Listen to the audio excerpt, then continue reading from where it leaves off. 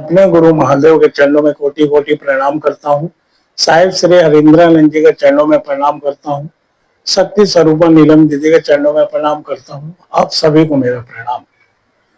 हमारे एक मित्र हैं, उन्होंने एक जिज्ञासा किया है कि हम कैसे कह सकते हैं कि शिव हमारे गुरु हैं।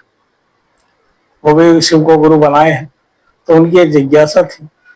उन्होंने मुझे फोन किया और उस फोन पे बात हुई तो उन्होंने बताया कि गुरु भाई, मैंने बहुत से गुरु भाई गुरु बहनों से इस बारे में बात किया, तो कोई बोल रहा है कि मेरी बीमारी ठीक हो गई, कोई बोल रहा है कि मुझे नौकरी हो गई, कोई बोल रहा है कि मेरा मकान बन गया, कोई कुछ कह रहा है, कोई कुछ कह रहा है। क्या ये संसारिक इच्छाओं की पूर्ति हो जाना ये साबित करता है कि शिव हमारे गुरु हैं?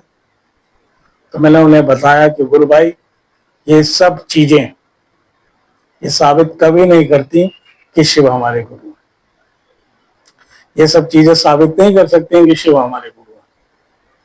जब शिव गुरु और एक शिष्य का रिश्ता बनता है, अगर वो शिष्य सही है और ईमानदार है, तो गुरु अपनी पावर से, अपनी ऊर्जा से शिष्य के आचरण में बदलाव लाते हैं। आप देखेंगे कि जो भी गुरु भाई गुरु बहन नियम करते हैं शिव को गुरु मानने के बाद, तो शिव गुरु की दया से उस शिष्य के जीवन में बदलाव अपने आप आता है।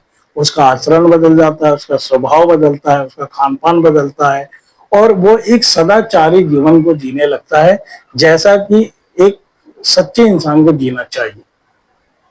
अगर वो नियम कर रहा है और अपने गुरु शिव से प्रेम कर रहा है, तब नौटंकी कर रहा हो तो उसकी बात नहीं कर रहा। गुरु का काम होता है कि अपने प्रभाव से अपने शिष्य के जीवन में बदलाव लाए, और शिव गुरु अपने प्रभाव से अपने शिष्य के जीवन में बदलाव लाते हैं ज्ञान के माध्यम से। ये घोड़ा गाड़ी मकान देने से नहीं। घोड़ा गाड़ी मकान की इच्छाएं तो कभी पूरी होने वाली नहीं है। एक पूरी होगी, दूसरा आएगा, दूसरा पूरा होगा, तीसरा आएगा, तो ये तो सीमा है ही नहीं इसकी। ये कभी ये बंद नहीं हो सकती इच्छाएं। शिव गुरु अपने प्रभाव से ये जो बार बार इच्छाएं उत्पन्न हो रही हैं शिष्य की, उस इच्छा को ही रोक देते हैं कि अब चाहे कुछ मिले या ना मिले, मुझको फर्क नहीं पड़ता, मुझे तो मेरे महादेव चाहिए, मुझे तो मेरे गुरु चाहिए। मैं अपने गुरु की सानिध्य में रहना चाहता हूं। और जैसे जैसे शिष्य का भाव अपने गुरु की तरफ आकर्षित होता है, तो आप देखेंगे कि शिष्य का जगत से मन हटता है और शिव की तरफ मन बढ़ता है।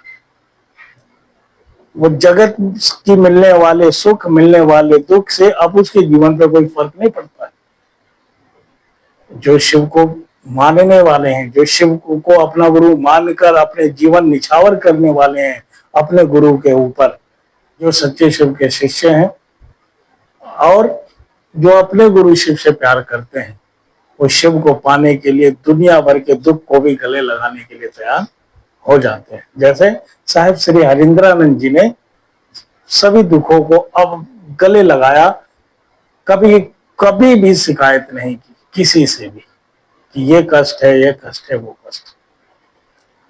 लेकिन आम शिव शिष्य जो है, उसके पास बहुत सारी शिकायतें हैं, बहुत सारी इच्छाएं हैं, बहुत सारी कामनाएं हैं, और वो निरंतर अपने गुरु से दया में वही मांग रहा है। जब तक वो मांग रहा है, वो अंधेरे में जी रहा है। जैसे ही गुरु का प्रकाश उसके जीवन में उतरेगा, वो मांगना ही छोड़ देगा। फिर चाहे उसे कुछ मिले या ना मिले, वो अपने गुरु से प्रेम बहुत निश्चल स्वभाव से, निस्वार्थ भाव से प्रेम करेगा। साहिब श्री हरिंद्रानंद जी ने एक एग्जाम्पल दिया है कि शिव शिष्य कैसा होना चाहिए। अगर साहिब की तरह शिव शिष्य है तो शिव उसके गुरु हैं। साहिब की तरह शिव शिष्य नहीं है तो शिव उसके गुरु नहीं है। सिंपल सा उदाहरण है, शिव शिष्य कैसा होने चाहिए। और कौन इस बात को कह सकता है कि शिव मेरे गुरु हैं? ये कहने के लिए उसको साहिब की तरह उसके जीवन में बदलाव आना चाहिए, और उसका एक सरल रास्ता है जो साहिब ने खुद बताया है कि शिव पर समर्पित हो जाना, अपने गुरु पर ही सब कुछ छोड़ देना। जिसके अंदर ये ताकत है, जो इतना ताकतवर है कि पूरे जीवन का बोझ अपने गुरु शिव के ऊपर छोड़ दे, सुख मिले दुख मिले जैसा भी मिले उसकी रजा में जो जीने लगे, उसकी रजा में जो मुस्कुराने लगे, वो शिव का शिष्य। वो कह सकता है कि शिव मेरे गुरु है। शिव उसी के गुरु हो सकते हैं। अब वो कह भी सकता है कि शिव मेरे गुरु है। मकान मिलना, दुकान मिलना, बेटा मिलना, बेटी मिलना, नौकरी मिलना, चाकरी मिलना, धन मिलना, दौलत मिलना, ये साबित नहीं करते कि शिव हमारे गुरु है। ये जो मिला है छिन भी जाएगा। जो बीमार होकर ठीक हुआ है वो भी मरेगा एक दिन। मरना तो सभी को है। जो भी चीज मिली है एक दिन छिन ही जाएगी। तो ऐसी चीज की कामना जो कि हमसे दूर ही चली जाएगी, गुरु यही ज्ञान देते हैं कि ऐसी चीज मांगो जो एक बार मिल जाए फिर वो वापस ना जाए। एक बार अगर वो मिल गए तो फिर उससे तुमसे कोई वो छीन नहीं सकता।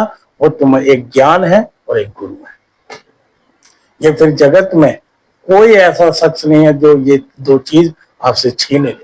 गुरु अपने शिष्य के जीवन को अंधेरे से प्रकाश की तरफ लेकर आते हैं। और जिसके जीवन का अंधेरा दूर हो रहा है वो कह सकता है कि शिव मेरे गुरु हैं। और जो अभी इन कामनाओं में लगा हुआ है, मान भगवान की तरह जो कर्म कांड कर रहा है अपने गुरु शिव के साथ, ऐसा जो व्यवहार कर रहा है, वो अभी समझ नहीं पाया है कि शिव गुरु क्या है। शिव गुरु जब उसको समझ में आएगा, वो आएगा तब जब वो नियम करेगा। जब नियम करेगा तो उसको समझ में आएगा कि शिव गुरु क्या है।